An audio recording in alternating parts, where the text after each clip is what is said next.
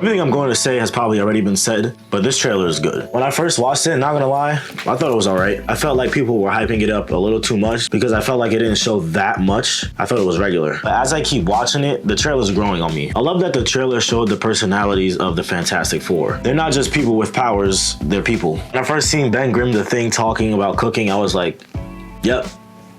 Usually I feel like compared to other media, they just show him being angry or like grumpy all the time. This one little clip of him has already told me so much about this version of the Thing. It's the same with Reed. He isn't just a brainiac nerd. The first thing we see him doing is talking about his family and family time. Then we see him doing the nerdy things on the chalkboard. Johnny didn't have much spotlight, but it's kind of hard to mess up Johnny. And having the film centered around Sue Storm is not what I expected, but it's what I'm excited for. Nessa Kirby and Ebon Moss-Backrack are perfect for Sue and Ben. I was so hyped to hear that Ebon was playing him. When watching him in The Bear and Andor, I'm like, yo, this guy can act. I've only seen Joseph Quinn in Stranger Things, so I can't really speak on him. And Pedro Pascal, I know he's gonna kill the role, I just don't think he necessarily looks the part. But that's not that big of a deal. I am still pissed off that Lakeith Stanfield is not the Silver Surfer. Don't get me started on it. I don't want to talk about it. What I do want to talk about is two things that I'm hearing about this trailer that I don't really like. One, the complaints about how the Thing looks is stupid. This is the Thing, ripped straight out of the comics. One thing that the MCU does is try to make things as close to the comic as possible. When Spider-Man was first introduced, they had his eye lenses moving in Civil War. When this happened, people were going crazy. Or when Daredevil came into She-Hulk and he was like way more acrobatic than in his own show. Or how in Guardians 3 they got their badass costumes. And as for the Thing,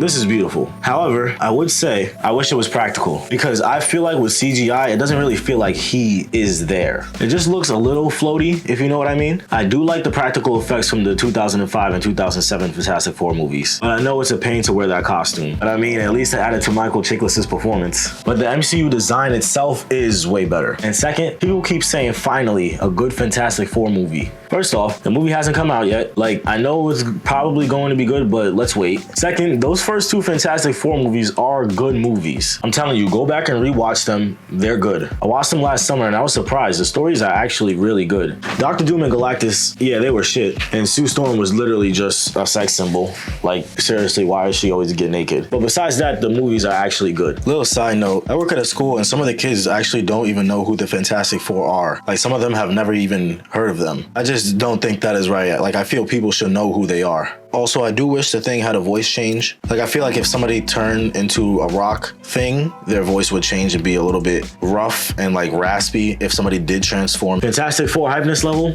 7 out of 10.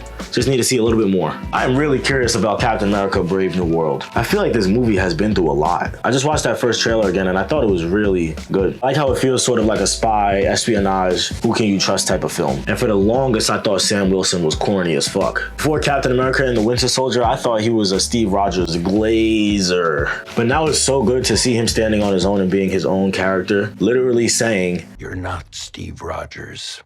You're right. I'm not. I need this movie to be good. For Anthony Mack's sake, for Marvel's sake, and for black people's sake. And I think right around when they dropped this trailer is when they announced RDJ as Doctor Doom. Like, damn, Anthony Mackie can't get a little bit of shine for 2 seconds? Captain America Brave New World hypeness level, 8 out of 10. Right around the corner. I'm a little excited. Superman looks...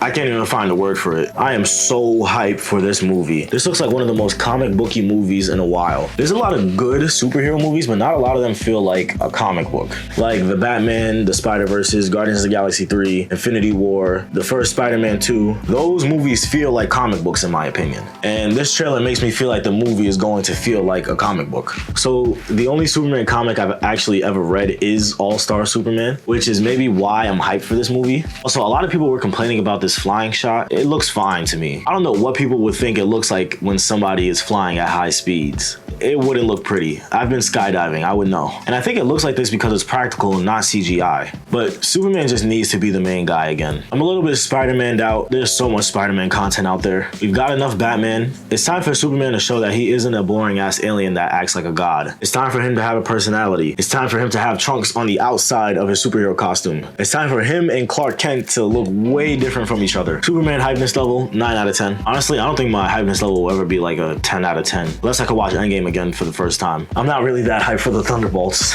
Only because we have 3 other superhero movies that are coming out, 2 of which are classic superhero franchises that needed redeeming. But I don't know, it's hard to care for a team of people when we've barely seen them. Like, I like the character of John Walker, but he's only had 1 appearance. Elena is cool, but she only had a few too. And Ghost was just forgettable. Bucky is really the only one that we've seen a lot of. You could say for Avengers that we've only seen Hulk, Cap, and Thor once, but they were the main characters in their movies. A lot of these people are side characters. And after rewatching the trailer, I just seen that Taskmaster is back.